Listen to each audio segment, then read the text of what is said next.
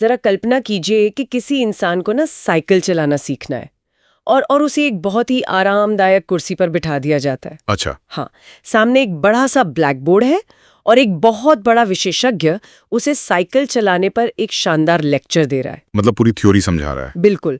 वो पेडल की गति, संतुलन का भौतिक विज्ञान, गुरुत्वाकर्षण, हवा का दबाव, मतलब सब कुछ एकदम विस्तार से समझाता है।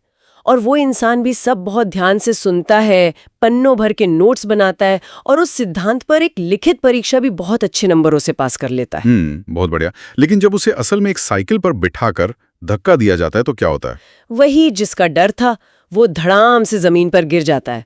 मतलब सिद्धांत चाहे कितना भी मजबूत क्यों ना हो, उसके शरीर को तो पता ही नहीं है कि करना क्या है। सही बात है। ये एक बहुत ही सटीक उदाहरण है, क्योंकि केवल जानकारी इकट्ठा कर लेने और उस जानकारी को एक कौशल या स्किल में बदलने के बीच ना एक बहुत गहरी खाई होती है। हाँ, एकदम। हमारे शिक्षा तंत्र ने हमेशा से बस जानकारी हासिल करने को ही सीखना मान लिया है, लेकिन जब तक उस जानकारी को शारीरिक रूप से महसूस नहीं किया जाता, उसका अभ्यास नहीं किया जाता, तब तक वो ज्ञान अधूरा ही रहता है। और यही वो अजीब विरोधाभास है जिस पर हम आज के इस गहन विश्लेषण में चर्चा करने वाले हैं। शिव नारायण द्वारा तक्षशिला रिसर्च पेज पर प्रकाशित एक बहुत ही दिलचस्प शोध पत्र है। हाँ, cerebellar paradigm of learning motor science in knowledge transfer. बिल्कुल। और ये पेपर पूरी तरह से इस बात की पोल खोलता है कि कक्षाओं में छात्रों को केवल बिठाकर लेक्चर देना न्यूरोसाइंस के नजरिए से कितना गलत है। आज हम समझेंगे कि मस्तिष्क असल में सीखता कैसे है और कैसे इस विज्ञान का उपयोग करके हम शिक्षा के कुल वर्षों को नाटकीय रूप से कम कर सकते हैं। इस शोध का जो मुख्य बिंदु है ना, वो ये है कि सीखना केवल याददाश्त का खेल नहीं है। ये इस बारे में है कि कैसे कोई भी जानकारी मस्तिष्क के भीतर एक स्थायी, स्वचालित और प्रदर्शन आधारित कौशल में बदल जाती है। अच्छा। मस्तिष्क का अपना एक न्यूरोलॉजिकल इंजन होता है जो इस पूरी प्रक्रिया को चलाता है, और इसी को मोटर साइंस कहा जाता है। ठीक है, तो चलिए इसे थोड़ा विस्तार से समझते हैं। जब हम किसी स्कूल के बारे में सोचते हैं तो सबसे पहली तस्वीर एक टॉकिंग क्लासरूम की आती है। हाँ, बिल्कुल। एक शिक्षक मंच पर खड़े होकर बोल रहा है और 40 छात्र चुपचाप अपनी डेस्क पर बैठकर सुन रहे हैं। सदियों से यही हो रहा है। तो अगर हम मस्तिष्क के काम करने के तरीके को देखें तो ये मॉडल फेल क्यों हो जाता है? इसका जवाब ना इस बात में छिपा है कि जानकारी मस्तिष्क के किन हिस्सों से होकर गुजरती है। जो हमारी पारंपरिक शिक्षा है वो मुख्य रूप से सुनने, पढ़ने और तर्क करने पर निर्भर करती है। तो जब कोई छात्र क्लास में लेक्चर सुनता है तो वो जानकारी सबसे पहले मस्तिष्क के थैलेमस में जाती है। वहां से ये धारणा और शुरुआती समझ में बदलती है। अच्छा, थैलेमस से शुरुआत होती है। हाँ, फिर इसके बाद ये जानकारी हिप्पोकैम्पस और प्रीफ्रंटल कॉर्टेक्स तक जाती है। ये वो हिस्से हैं जो याददाश्त और सूचनाओं को व्यवस्थित करने का काम करते हैं। रुकिए एक मिनट। अगर जानकारी हिप्पोकैम्पस तक पहुंच गई है, जो कि हमारी याददाश्त का केंद्र है, तो क्या सीखने की प्रक्रिया पूरी नहीं हो गई? मतलब जानकारी तो स्टोर हो गई ना? जानकारी एक कंप्यूटर की हार्ड ड्राइव की तरह स्टोर जरूर हो जाती है, लेकिन वो एक कौशल नहीं बनती। अच्छा।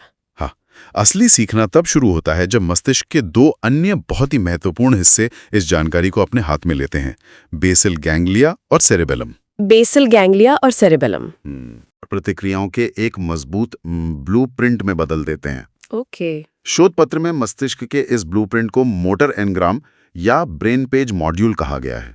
तो जब तक कोई जानकारी मोटर एनग्राम में नहीं बदलती ना, वो केवल एक हवाई विचार है, कोई ठोस और स्थायी कौशल नहीं। तो ये बात साइकिल चलाने या टेनिस खेलने जैसे कामों के लिए तो पूरी तरह से समझ में आती है, वहां शरीर का इस्तेमाल हो रहा है। हाँ, लेकिन यहाँ मेरे दिमाग में एक बड़ा सवाल आ रहा है। मैं सोच रही थी कि मान लीजिए कोई छात्र अपनी डेस्क पर बैठकर गणित का एक बहुत जटिल समीकरण हल कर रहा है या इतिहास पढ़ रहा है।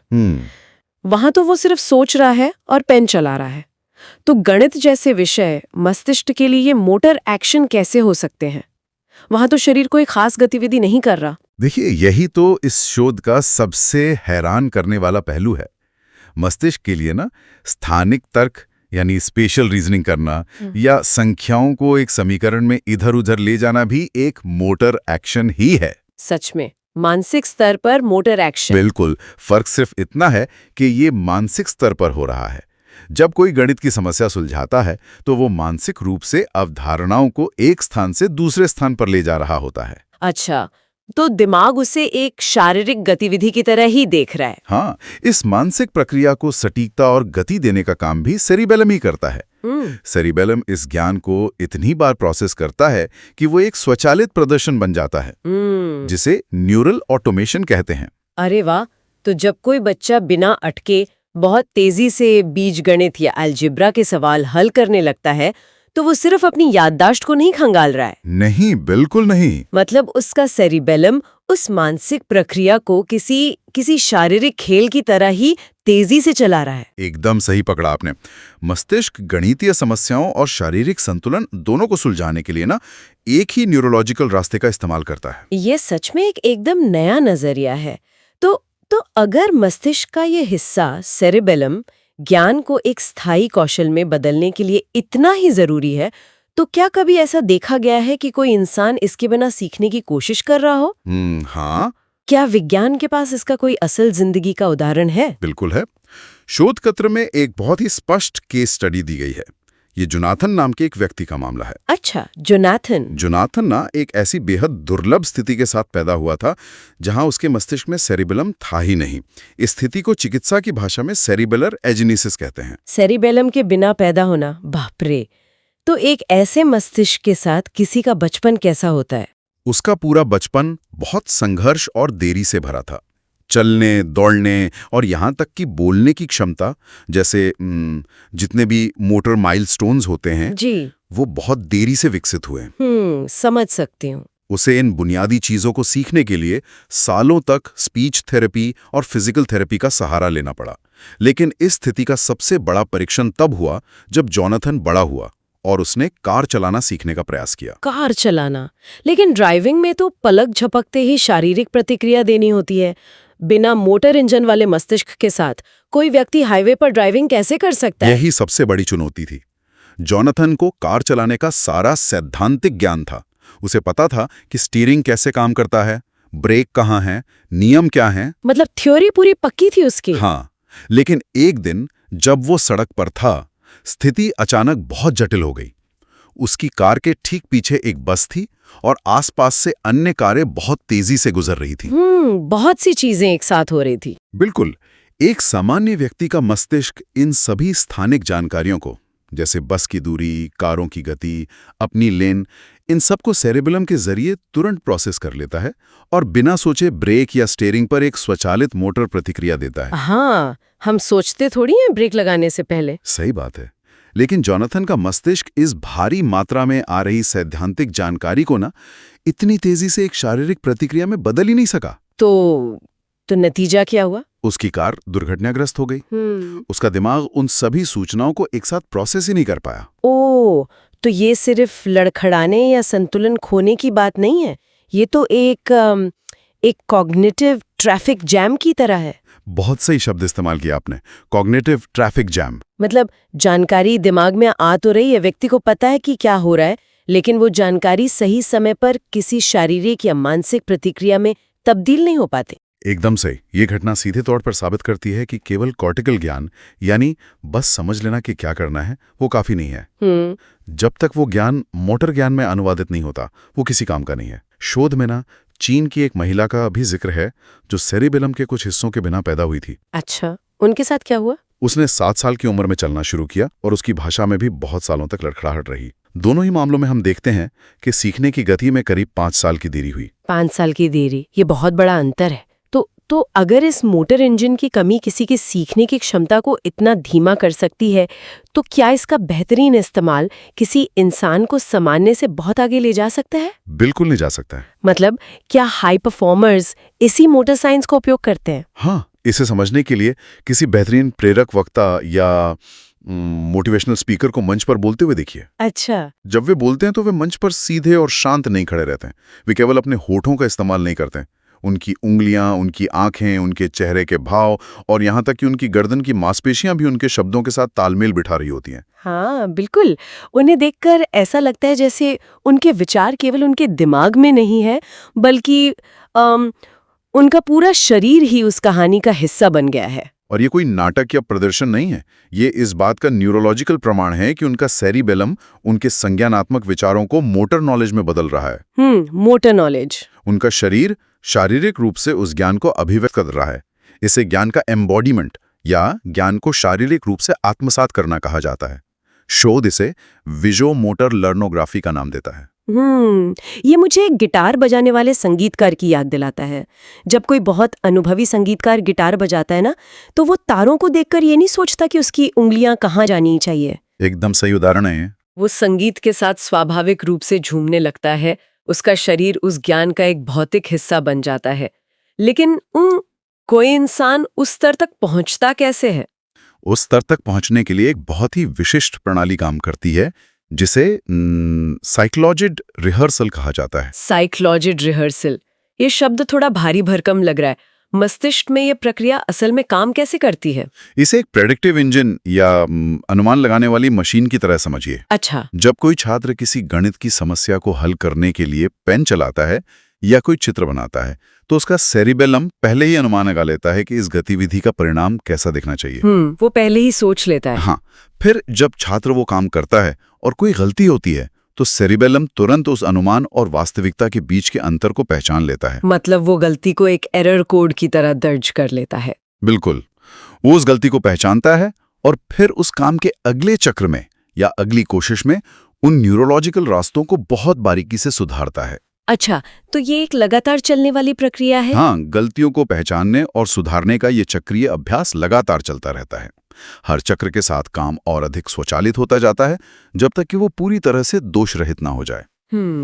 और यही वो प्रक्रिया है जो मस्तिष्क में उन मजबूत ब्रेन पैजे या मोटर एनग्राम्स को गढ़ती है, जिनके बारे में हमने पहले बात की थी। मतलब जानकारी को बस रटने के बजाय हम मस्तिष्क में उस काम को करने का एक पक्का ब्लूप्रिंट छाप देते हैं। बहुत ही तार्किक लगता है। हाँ बिल्कुल, लेकिन यहाँ मेरे लिए सबसे बड़ी उलझन पैदा होती है।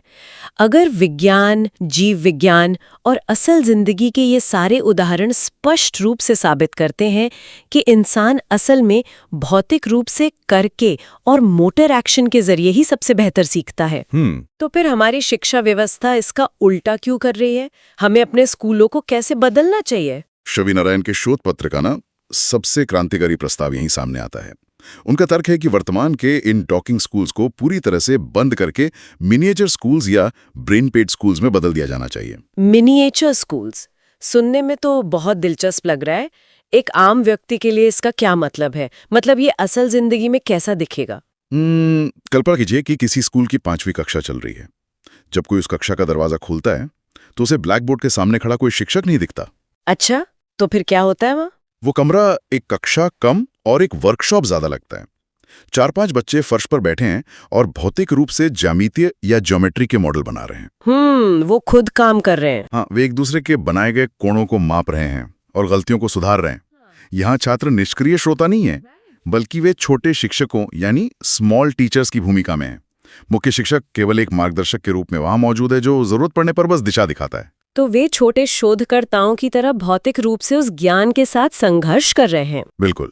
लेकिन अब हम उस बिंदु पर आते हैं जिसने मुझे ये शोध पत्र बार बार पढ़ने पर मजबूर कर दिया। अच्छा, वो क्या है? इस पेपर में एक बहुत ही साहसिक दावा किया गया है। इसमें लिखा है कि अगर गणित, विज्ञान और तकनीक जैसे मुख्य विषयों में इस सेरिबेलर लर्नोग्राफी और शारीरिक अभ्यास को लागू किया जाए तो किसी भी छात्र की शिक्षा की कुल अवधि को सीधे 5 साल तक कम किया जा सकता है। हाँ, ये दावा तो है। 5 साल, ये कोई छोटा मोटा दावा नहीं है। ये गणित कैसे काम करता है, मतलब ये तरीका इतनी साल कैसे बचा सकता है? इसे समझने के लिए हमें भूलने की प्रक्रिया यानी फॉरगेटिंग कर्व को समझना होगा। Forgetting curve. वर्तमान प्रणाली में एक छात्र साल भर सैद्धांतिक रूप से कुछ पढ़ता है, परीक्षा देता है और फिर गर्मियों की छुट्टियों के बाद आधा सिलेबस भूल जाता है। हाँ, ये तो सबके साथ होता है। फिर अगले साल शिक्षक को वही पुरानी अवधारणाएं दोबारा पढ़ाने और रिवीजन कराने में महीनों लग जाते हैं। सीखने, भूलने और दोबारा रटने का ये अंतहीन चक्र शिक्षा प्रणाली के कई साल निगल जाता है।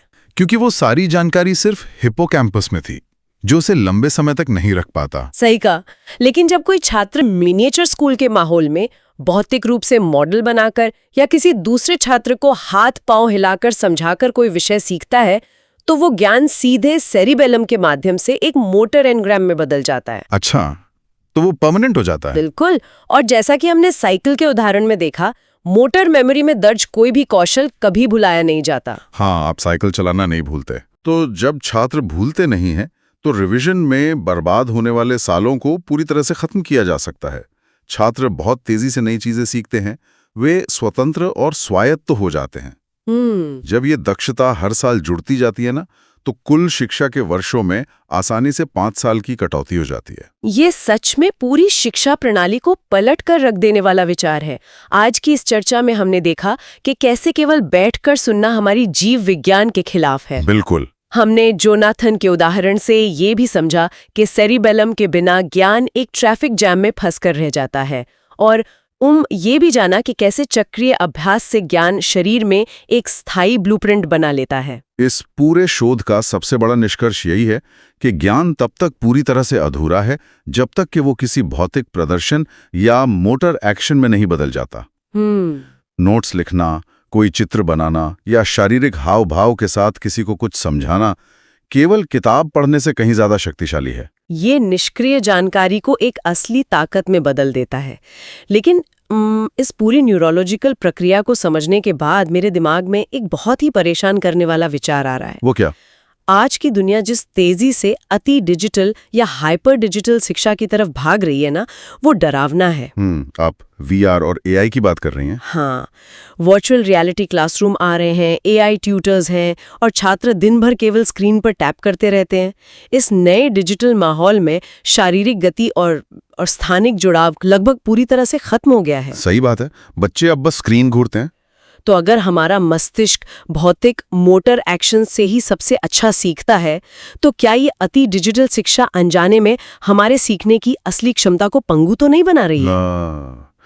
ये तो सोचने वाली बात है। मतलब चीजों को सिर्फ सुविधाजनक बनाने की होड़ में कहीं हम अपने मस्तिष्क के सबसे शक्तिशाली इंजन को हमेशा के लिए बंद तो नहीं कर रहे हैं? ये एक बेहद गहरा और प्रासंगिक सवाल है, और मुझे लगता है कि ये एक ऐसी चुनौती है जिसका सामना हर उस इंसान को करना होगा जो भविष्य में सीखने या सिखाने की प्रक्रिया से जुड़ा है। शुरुआत में हमने साइकिल के उदाहरण की बात की थी। कोई किसी इंसान को केवल लेक्चर देकर साइकिल चलाना नहीं सिखा सकता। इंसान को खुद संतुलन बनाने के लिए गिरना पड़ता है, उठना पड़ता है और पेडल मारना पड़ता है। ज्ञान केवल दिमाग में जमा करने वाली कोई निर्जीव चीज नहीं है। ये वो ऊर्जा है जिसे शरीर के साथ जिया जाता है। इस गहन विश्लेषण में हमारे साथ जुड़ने के लिए शुक्रिया। हमेशा नई चीजें सीखते रहिए, खुद को सक्रिय रखिए और अपने ज्ञान को केवल विचारों तक सीमित न रखकर उसे एक्शन में बदलते रहिए।